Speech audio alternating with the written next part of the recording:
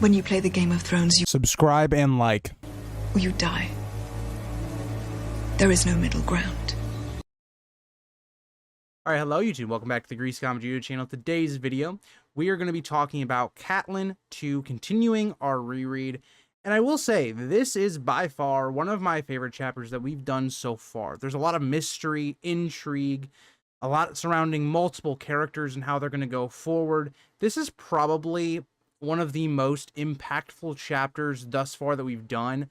I've been keeping a list of all the chapters, doing a quick little summary for each one in a Google Doc, and I'm going to review them all at the end, like my ratings and ranking all of them. But this so far is up there in my top 2 so far, just based upon the implications, and we'll kind of get into that in this video. But think about all the things that end up resulting in here. Ned goes south, Jon goes to the wall because of this chapter. The entire Lannister plot with Catelyn starts because of this chapter. Whereas the story has been kind of building to this moment, it feels like, where we have this idea that the Lannisters are the villains. Like, concrete, we've been told now they're the villains. And we have Ned going out of his element. We have Jon leaving. All these characters are going to be leaving home. Now, you can say, yes, with Bran's next chapter, you know, that's going to hit new peaks, but this is really the chapter that gets everything in motion and gets going. So that will lead us into page 58. So page 58, and this chapter as a whole has a very odd beginning. And this is a chapter that's been heavily covered by Order of the Green Hand. I've done a video in the past that's talked about this chapter. It's a really weird Catelyn chapter. It shows how mischievous Catelyn can be. It shows how she doesn't always have this pure heart like we see on the show, where even the background image, right? So the background image shows like Catelyn and Ned being like very loving, and that's not how the actual chapter plays out at all. And it's one of the other things we talk about when we say that the show made Catelyn much more likable than the books do. And this is one of those things. So let's start out, and I'm going to keep in mind that in this page, I'm not going to tell you what's going on until the end of the page, right? So just keep that in mind. There's something else going on besides what I'm telling you. So page 58 starts with Catelyn. She's noticing how warm the room is. This is something we talk about a lot with Winterfell.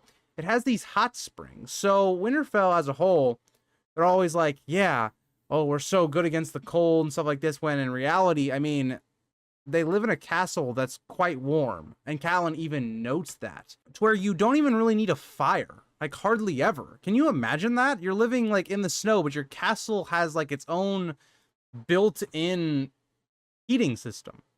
Quite awesome, and it's maybe why the Starks have been able to outlast the winter for so long.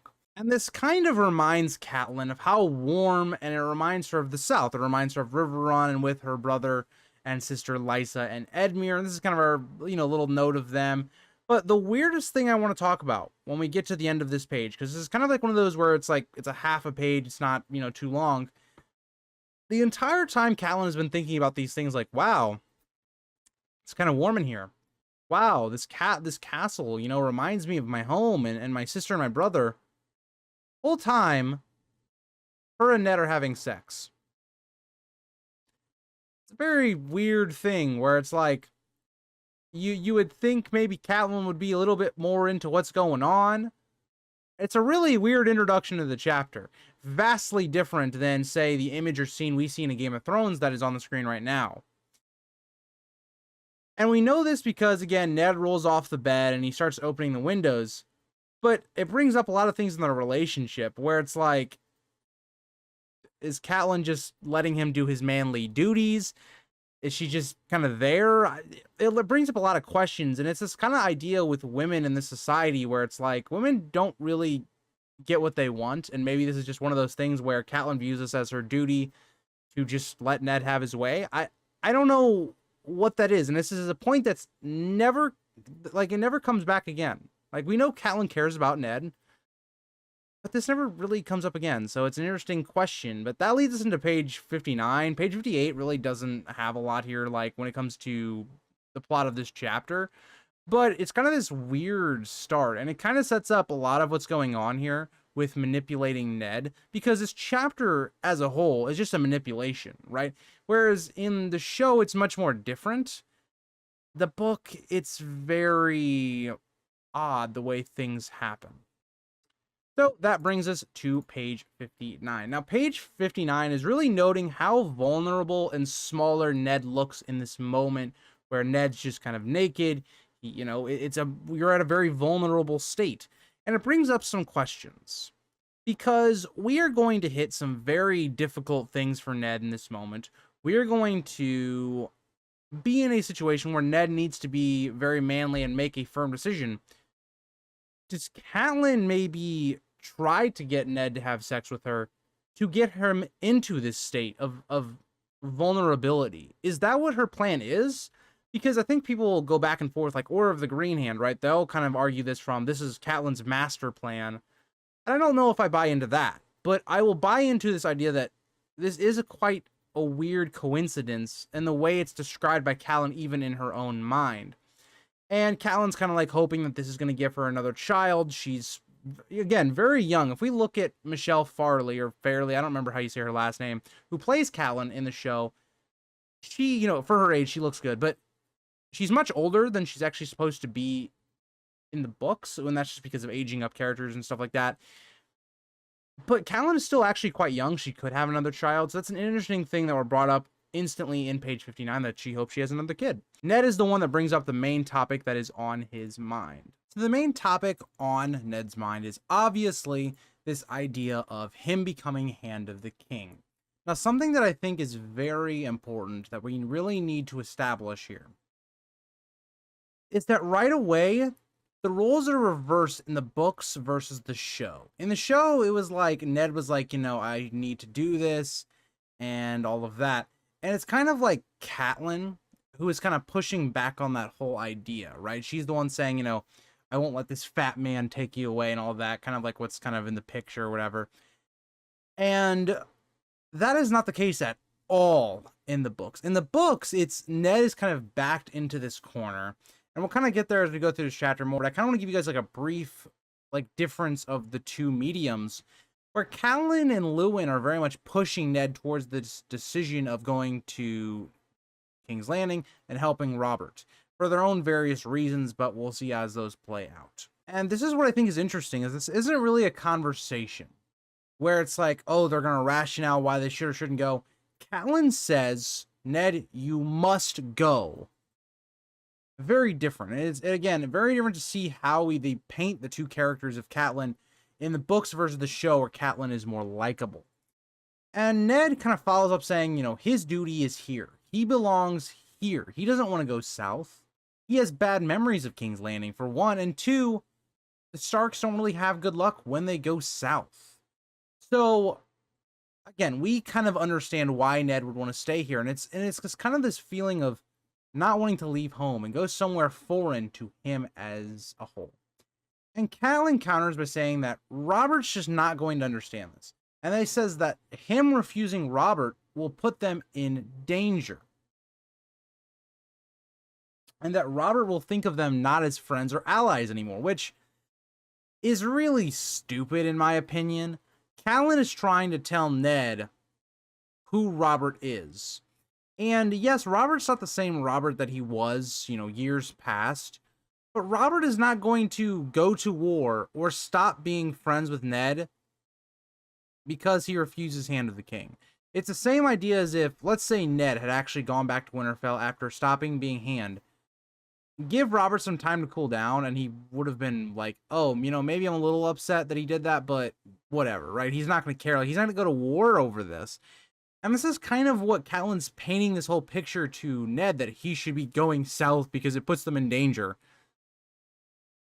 How is it that they're put in more danger by them refusing to go down south and be with Robert than it is for Ned to actually go down there? Going to a foreign area where Ned is not going to be supported by his bannermen, his supporters. But yeah, this whole idea that's brought up by Catelyn, I understand what she's saying, right? And as someone that maybe doesn't know Robert as well as Ned should, maybe we can understand where she's coming from, but I think this is more kind of playing into her manipulation of Ned in this chapter. And this is just kind of the early argument she's proposing. We see Catelyn remembering the dead direwolf, and she thinks this is foreshadowing that Robert will kill Ned or do something to the Starks. And this is just one of the, this is kind of like set up to Catelyn's whole story arc, where Catelyn is this character that misreads situations. She thinks off of only her emotion, and it gets her into really bad situations. And it's one of those things that I really wanted to point out with Catelyn, that in this chapter, we really see a lot of who these characters really are and fledge them out a little bit more. And Catelyn just doesn't have sound or reasonable logic here that, in my opinion, makes any sense until we get to the next part. The next part of Catelyn's argument is a bit more sound, and it makes a little bit more sense from Catelyn's point of view. And we're going to get into that. So Catelyn's page now, or this page now, comes to kind of a close when Catelyn's kind of getting angry now with Ned for refusing. And that this offer is actually amazing for their family and Sansa. Sansa is going to become queen one day. Something that we've never seen in all of Westeros history, where the Starks would have direct power into the line sitting on the throne. And when you think about Catelyn as a person, she's really not good at judging people's characters.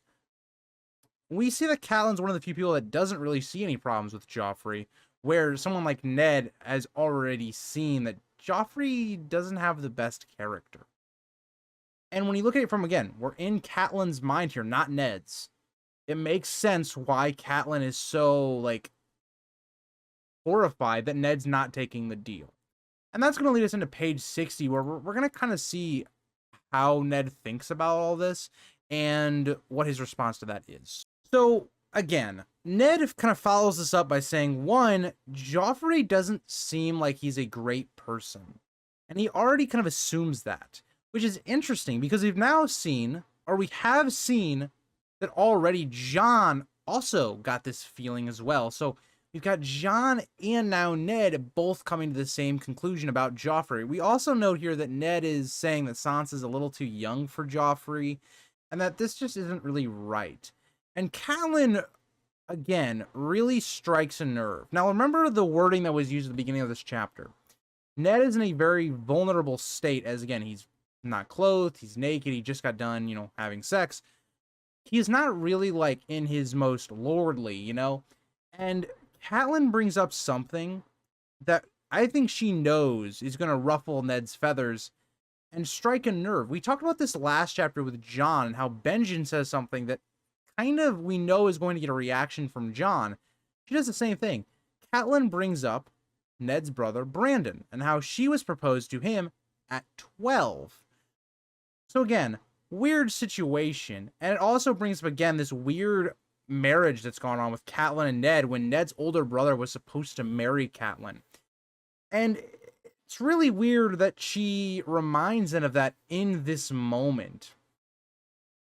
Because Ned feels like he's felt like this his whole life, because he was never trained to be the person in charge, that he shouldn't be in charge. And then if Brandon was here, he would know what to do. And this kind of shows some of Ned's insecurities and his emotion about his past. And I don't know. I mean, this is clear manipulation. Why is Catelyn bringing this up if it's not to make Ned very emotional and vulnerable at this point? And Catelyn even goes further. She basically says it doesn't matter what Ned wants and that he should just, quote unquote, drink from the cup. It's interesting that Catelyn is not even really rationalizing or seeing things from Ned's point of view. She's only worried about her own motives and what she thinks is best for her children, but not what Ned wants. Because again, remember, Ned is the one that's going to have to go south. Ned is the one that's going to have to be in this dangerous position, and he's going to have to be Hand of the King, taking on a very powerful role, but also comes with a lot of dangers. Ned is the one being put into a situation that he is uncomfortable with, not Catelyn. Because remember, even if Catelyn goes south, she's accustomed to the south. She lived in Riverrun. Like, yeah, she didn't live in the capital, but she's much more accustomed to it than someone like Ned would be. And Catelyn would probably feel much more at home at somewhere like King's Landing than she ever did at Winterfell anyway. And at this point, Ned kind of goes into his quiet wolf persona. He kind of turns away from her, and he's in the shadows. So you really see how Ned's in like deep contemplation. And this is a point of Ned's story that's very pivotal. And Catelyn sees his pain. This is a man that is in pain, that is now thinking about what he will have to do for the future, about his brother, and this relationship that should have never happened. Brandon should be in this situation. And Catelyn even notes here that Brandon Stark and this mysterious woman that Ned had slept with, that is Jon's mother, have been a shadow between the two of their marriage, kind of showing that this marriage is not as good as it could be. There's something still in between them. There's this little brick wall in between the two. And at this moment, we hear a knock at the door. And at this point, Ned was like not to be disturbed or anything like that, but Desmond informs them that Luwin has an urgent message for them. And I want to talk about the description of Luwin because it's a very mysterious description. We're told that Maester Luwin is a very small gray man with eyes that were quick and saw everything, with deep pockets that seemed endless. Is that not more of a mysterious kind of, oh, should we be trusting this guy? Or more of a description of, oh yeah, this is a good-hearted guy that's just here to serve and be this guy that sends our messages and stuff. It's a very ominous feeling we get from this supposed helpful maester that's coming into the fray. And that's going to lead us into page 61, where really the plot of A Game of Thrones starts. This is really where the main plot starts, where we have the kicking off of what's going to be the main focus of the story, at least in this book. And that'll get us into page 60. So before I get into page 61, I want to reference the image I have in the background, because I think it's a very important idea that the show did kind of get right. This is how Ned feels in this chapter. When I'm, continue further on, Ned is alone. He is making these decisions with Luwin and Catelyn breathing on the back of his neck, trying to get him to do one thing or the other. And another thing I want you guys to remember is that Luwin definitely would have more sympathies towards Catelyn than Ned. So again, I think it's all interesting to talk about when we get further into this chapter. So page 61 has this idea that Luwin states that he's received a message, but only a wooden box was left in his observatory with a message. And we get to this point that it's, a lens, and Catelyn comes up with this really weird quote, like, "It is meant for us to see." And it's just like, sure, why not? I guess I always found this part of the book and this chapter very weird. I just thought it was a weird line. I'm kind of glad they cut it out of the show, because it was just kind of a weird line.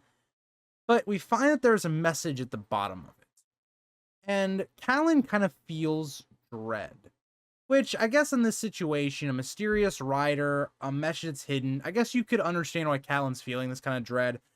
I know that there have been theories. I know Order of the Green Hand has had this theory that Catelyn maybe knew about this message already or knew something about it. I don't think that's the case. I just think it's Catelyn's constant emotion and how she's constantly emotional and letting her emotions take over.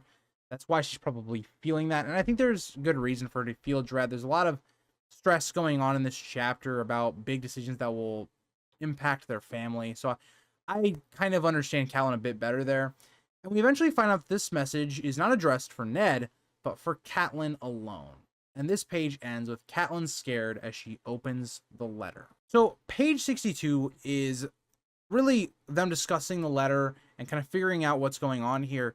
But we learn here that this letter is actually written in a language that only Lysa and Catelyn understand. Now this is a key point, because why does Catelyn instantly burn the letter without showing anyone?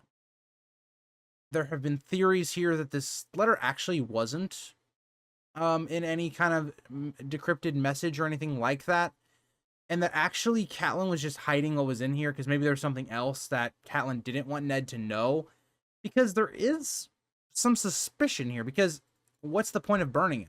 Like, if somebody finds this message, they're not going to understand what it is. They're just going to assume it's just some random gibberish. So, again, I don't really understand what her motives were there. Maybe it's just an emotional response to getting a letter like this that Catelyn just thinks might as well just burn it right away. Maybe she doesn't even show it to Ned, though, which I think is weird. I don't know. Maybe we can read into it. Maybe we don't. Again, a lot of strange things happen in this chapter that we're probably never going to get resolved, because, again, Ned's dead. Catelyn's pretty much dead. Lewin's dead. So we don't really have a lot to go off of here when we talk about future answers in this. But Catelyn, again, even herself struggled to read this at first. Someone that knows this language is struggling to read it. How is anyone else going to figure it out? It just bothers me, that whole idea there. And eventually, after Catelyn kind of delays for a while, she tells Ned that it is a warning that Jon Arryn was murdered by the Lannisters. Ned kind of throws this away. He's kind of like, okay, maybe Lysa is sick with grief and knows not what she is saying, which I think is a fair conclusion for Ned to come to. And Catelyn kind of disagrees, and that's going to lead us into page 63. So Catelyn kind of has this idea that Lysa wouldn't go through all this effort of getting the message there secretly and coding it and all these things if it wasn't true, if she wasn't sure what happened. Which, in my opinion, actually is good logic here from Catelyn, that in Catelyn's POV, not hindsight on what we actually know why that letter was sent, with hindsight, Catelyn makes a good rationale. Like, why would Lysa go through all this effort if she wasn't sure of it? So I do think she has good rationale here. But where her reasoning falls apart here is then her backing up her own position, saying, you have to now take this. You have to be king. Or hand, not king. Has to be hand. Which makes no sense. Catelyn just got done saying that, oh yeah, Jon Arryn, he got poisoned by the Lannisters. He's dead. So you're telling me that you want Ned to go to the capital, which is basically like, you go from having your home turf advantage to now their home turf advantage. You put yourself in a vastly vulnerable position. I know Hand of the King grants you a lot of power, but we see how that can be undone. Now, I know Ned isn't thinking like that. He's not that political type of person. But even Catelyn should be able to understand that for him going to King's Landing is a very dangerous thing. And at the same time now, Lewin prompts that he will have the power to help Lysa and protect them, which just isn't really true. Robert Baratheon is still the king, right? So anything that Robert wants done with Lysa is going to go through Robert. And we literally found out last Ned chapter that Jon Arryn was, or that Robert was going to have Robert Arryn be shipped off to Tywin. What is Ned going to be able to do to, like, overrule that? Right? Ned becomes in a very powerful position, yes. But at the same time, he doesn't have this power that Lewin's making up, that he can help Lysa and protect them. He doesn't have that power. I don't know where that came from, but it's just not true. And that kind of gets Catelyn saying that, oh, well, if Robert is a brother to you, would you leave him surrounded by vipers? And I want to just go back. Let's circle back to the beginning of the video, where Catelyn states that you do not know Robert anymore, and that this person basically will harm you or not like you and see you as not a friend or ally if you decline the hand of the king. Now, all of a sudden, Catelyn is using the Robert, you are very close to Robert, that's why you have to help him. You see where Catelyn is, her logic just doesn't add up at times in this chapter, and it's very much what we're going to see throughout the rest of the story. Catelyn's a character that's emotionally trying to do its best for what she believes her family, so her children, and her own motivations, right? Getting Jon to the wall.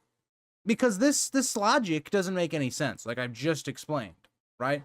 And it shows how Catelyn's just manipulating Ned to gain Sansa a good, in her mind, a good marriage, to becoming queen, getting some of her children to go down south and, you know, get mingled in the south.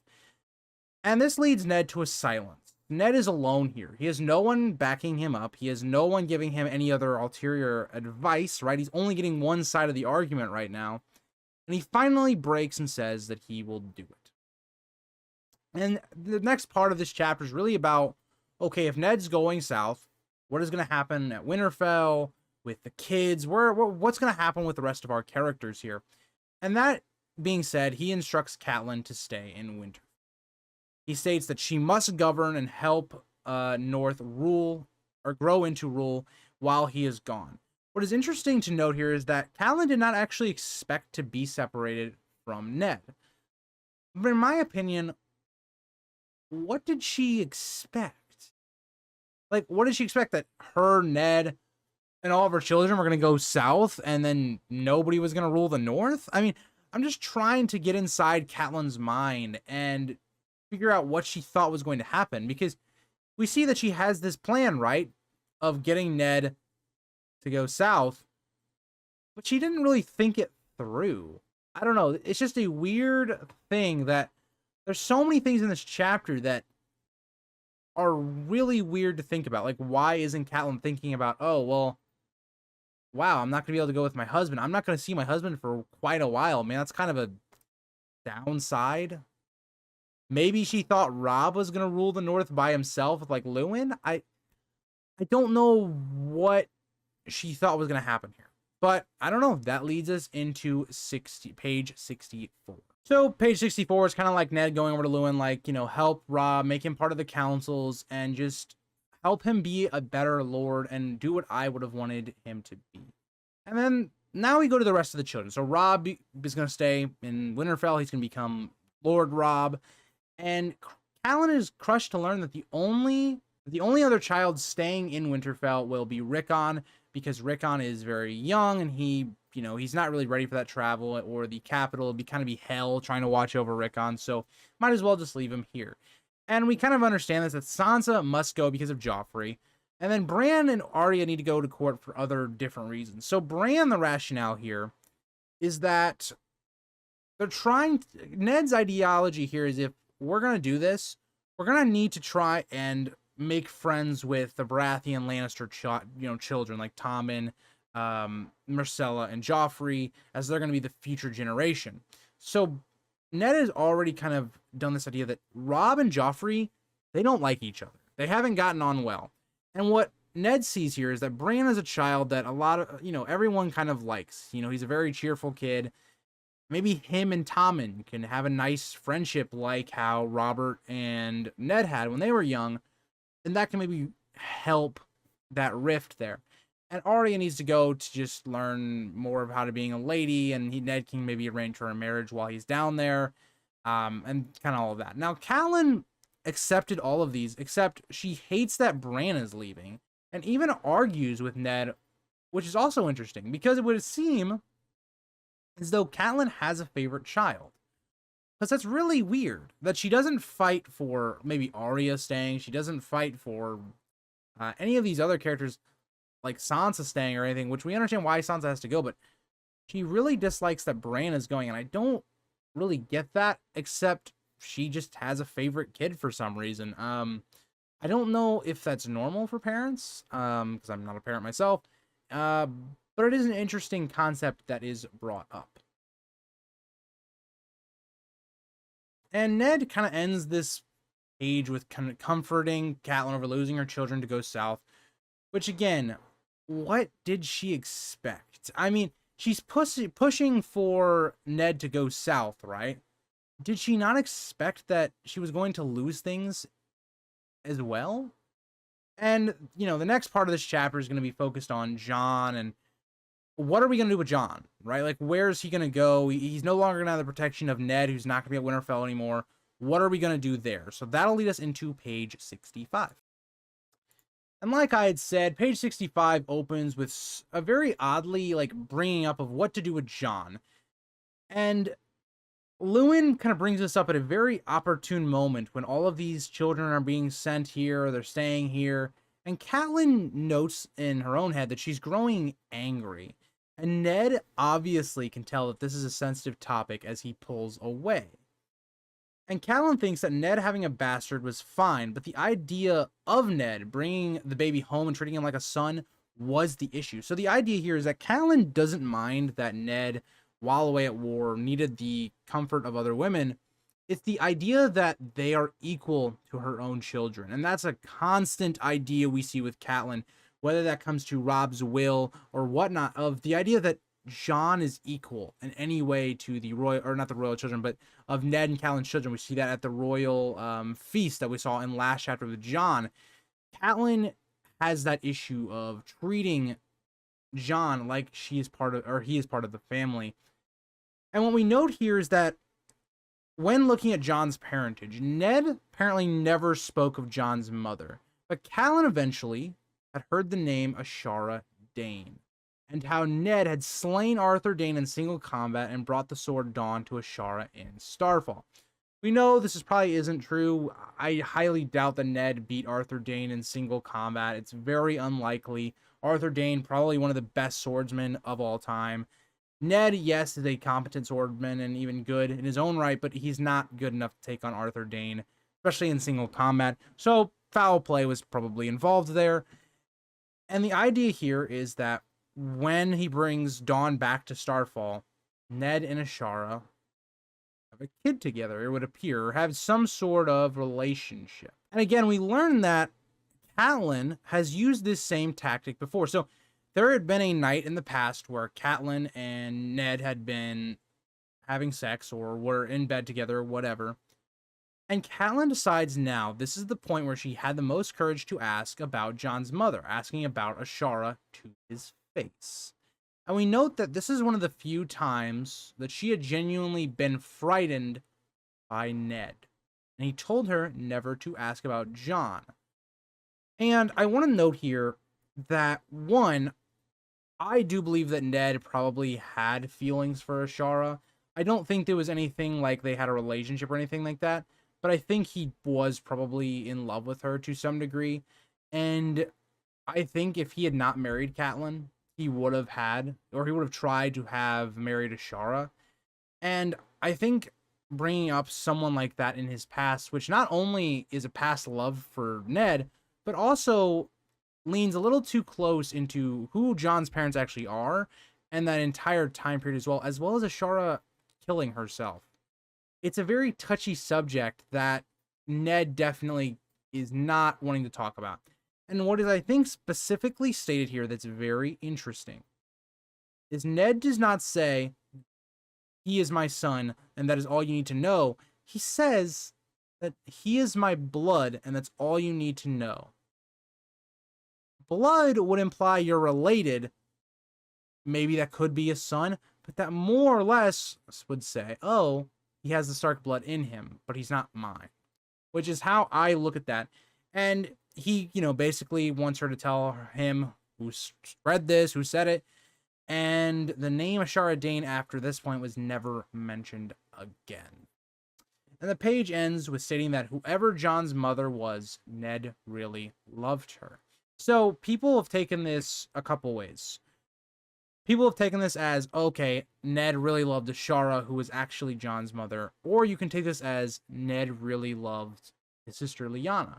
We hear Ned think about Lyanna, or not here, but we see in the text Ned thinking about his sister quite a lot and how much he did care for her and love her. So I would take it more of that route. I know other people do other things, but that's pretty much how I look at it.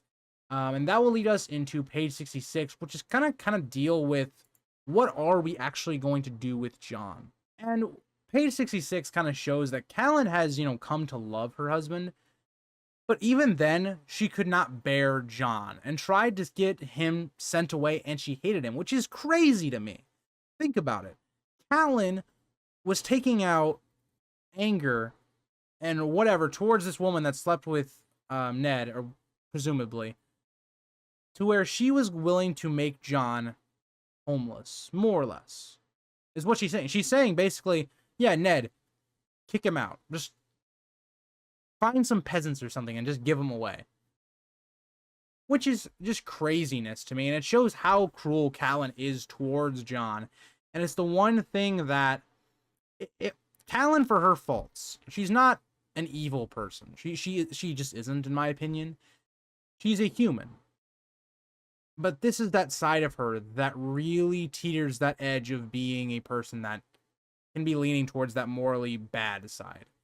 And what also bothers her is that Jon looks the most like Ned. And we've talked about this before. Genetics are a weird thing because we see that for the most part with Catelyn and Ned's children, they all have kind of taken the Tully features outside of Arya. And what that could maybe be saying is maybe Rhaegar and Lyanna, their genes, the Starks had the more dominant of the two. Maybe that's what happened. We don't know.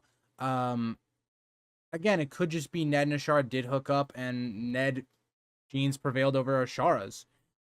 We just don't know. Genetics are very fluky in this world. Either way, it's kind of a bit interesting that Ned or Jon doesn't either have Ashara, like the Dane features, like the purple eyes, or any of the Targaryen features. It is a bit weird in that, and it's something where it's like, it kind of had to be that way for the story to make sense. So yeah. And instantly, Catelyn's basically, getting back into it, and she's like, he can't stay here, Ned. He's not staying here. And Ned tries to refute this, but it's like, it's no use. Without Ned and Winterfell, Jon's life would be hell, and bringing him south with Robert is not an option at all, for obvious reasons. Like, and this is what I think, to me, kind of pokes a hole a little bit in the whole Ashara Dane thing, is what's the problem of having Jon in the capital if his mother actually was Ashara? It makes more sense that Jon, being a Targaryen, needs to be nowhere near Robert, especially in the capital. Now, Ned does say some reasoning like, okay, he's a bastard, he'll be ridiculed in the capital, which is probably true as well. But we really see in this moment the glimpses of Stoneheart, where it specifically states that Catelyn armors her heart against her husband's pleas, almost as though she has a stone heart. Very interesting foreshadowing that we see in book 1. And it is, again, amazing to show that she is willing to make a 14-year-old boy homeless. Someone who has become, again, a sibling to all of her children, except really Sansa. And this really shows how Catelyn is, that other side of her.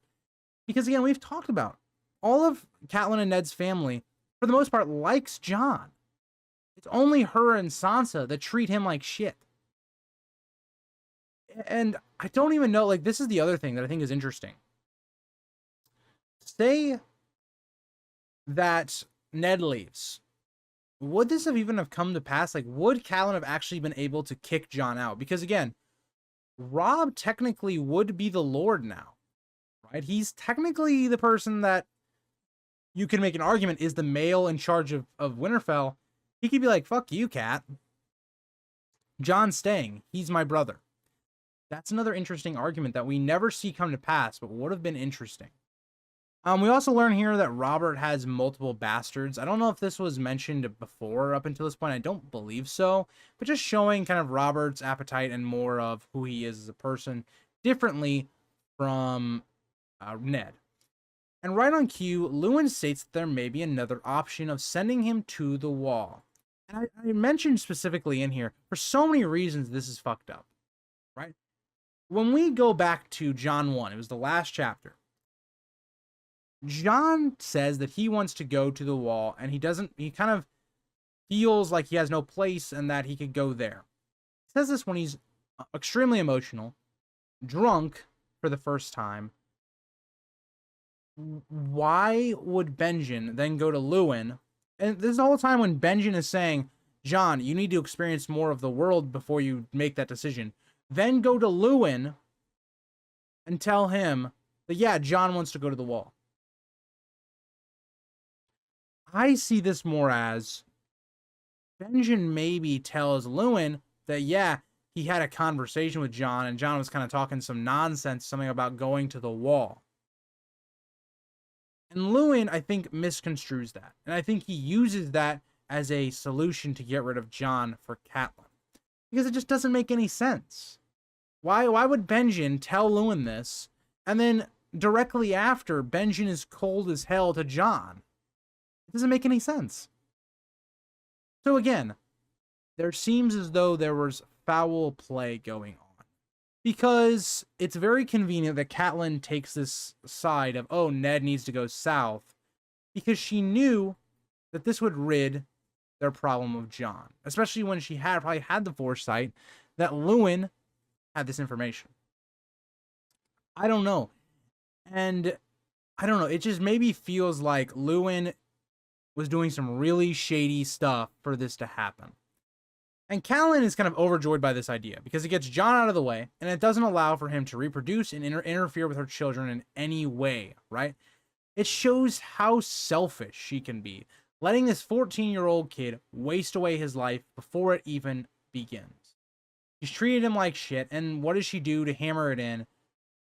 She lets him waste his life at the wall without experiencing any of it. And Lewin, just to add some salt in the wound, goes, oh yeah, there's great honor in serving at the wall. And again, we know this from Jon's POV when he feels like he's been lied to and misled. Yes, there is a certain degree of honor at the wall, but the wall has fallen from a kind of its stature. Kind of like the Kingsguard, right? Kingsguard of this fabled Kingsguard of Arthur Dayne and Barristan the Bold. It's kind of fallen at this point. And Ned knows this. Ned's not stupid. Ned knows that. So again, it's more and more button pressing that allows this to happen. And that will bring us to our last page.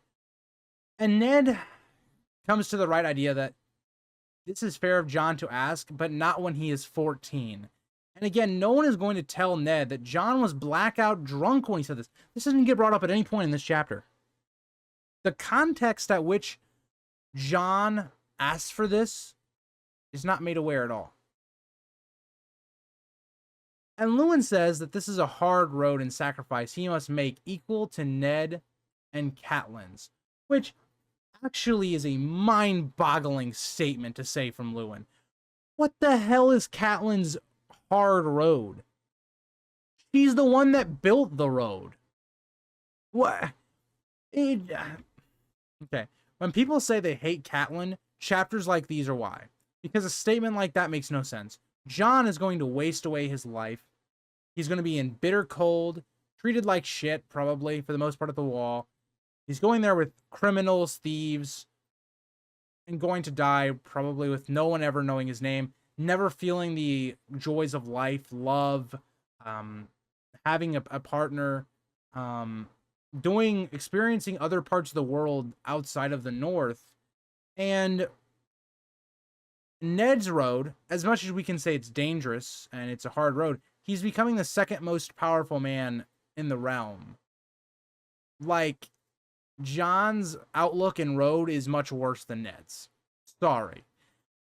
It's just a mind-boggling statement. And this chapter ends with Ned kind of just being swayed. At this point, I think Ned's just been beaten down. I mean, Ned's getting tag teamed, basically. He's basically in like a WWE match, and it's just fixed against Ned. He's getting a chair whacked at him from the back from Lewin. Catelyn's hitting him in the face. Ned just kind of gives in. And they're like, okay, well, we won't tell him for a while. Let him enjoy the rest of his time. Which, that in and of itself is kind of odd, because it's like, don't you think you should tell Jon so that he can, I don't know, start making preparations and really process what he's about to give up? I don't know, it's this really weird idea, and I really do like this chapter for a lot of the intrigue and mysteries that we get. It kickstarts the main plot, and it shows a lot about how Catelyn is as a person. This will go to define her for the rest of the series. Whether that's her emotional thinking, whether that's doing what she believes is right for her children. She can be selfish at times, showing the Stoneheart side of her. It shows a lot of her character, and it builds the entire story from here on. So, thank you guys for watching this episode and this chapter reread. Let me know what you guys think about some of the ideas I presented in this chapter and what George is trying to show us here. But thank you guys all for watching. I'll see you guys all in the next video. Bye, guys.